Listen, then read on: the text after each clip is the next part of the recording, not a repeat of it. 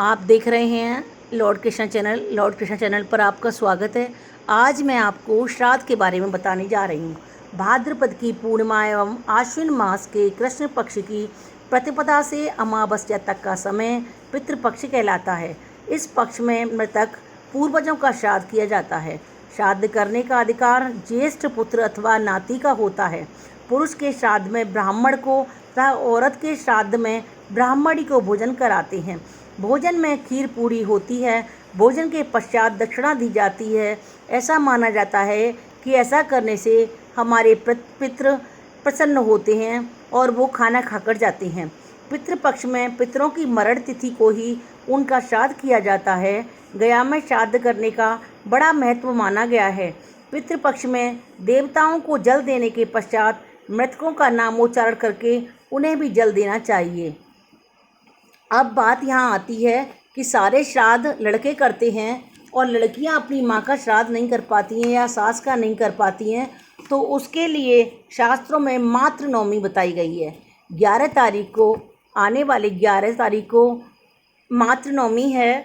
उसके बारे में सुनिए। आश्विन मास की कृष्ण पक्ष की नवमी मातृ नवमी कहलाती है। जिस प्रकार पुत्र अपने पितामह आदि पूर्वजों के निमित्त पितृपक्ष में तर्पण करते हैं, उसी प्रकार उन ग्रहों की लड़कियां और बहुएं अपने सास अपनी माँ का श्राद्ध कर सकती हैं।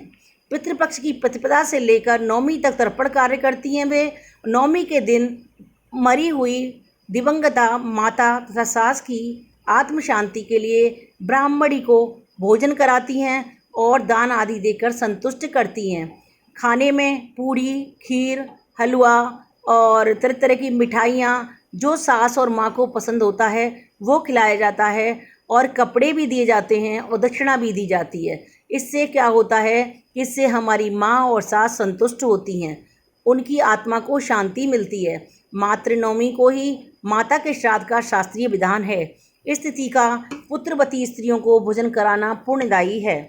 अब सुनिए पितृ विसर्जन अमावस्या। आश्विन मास की अमावस्या ही पितृ विसर्जन अमावस्या कहलाती है। इस दिन ब्राह्मणों को भोजन तथा दान देने से पितर तृप्त हो जाते हैं तथा वे अपने पुत्रों को आशीर्वाद देकर जाते हैं। जिन परिवारों को अपने पितरों की तिथि याद नहीं रहती है, बहुत से परिवार हैं जिन्हें पितरों की, अपने माँ बाप की, मरे हुए दादा दादी की तिथि याद नहीं रहती है, उनका श्राद्ध भी इस अमावस्या को कर देने से हमारे सारे पितर संतुष्ट हो जाते हैं। तो हमें चाहिए कि अमावस्या के दिन बढ़िया बढ़िया खाने पीने की चीज़ें बनाकर ब्राह्मण और ब्राह्मणी को बुलाएं और उन्हें खाना खिलाएं भरपेट, और दक्षिणा भी दें, मिठाई वगैरह भी दें, पैर छू के विदा करें और उनका आशीर्वाद लें।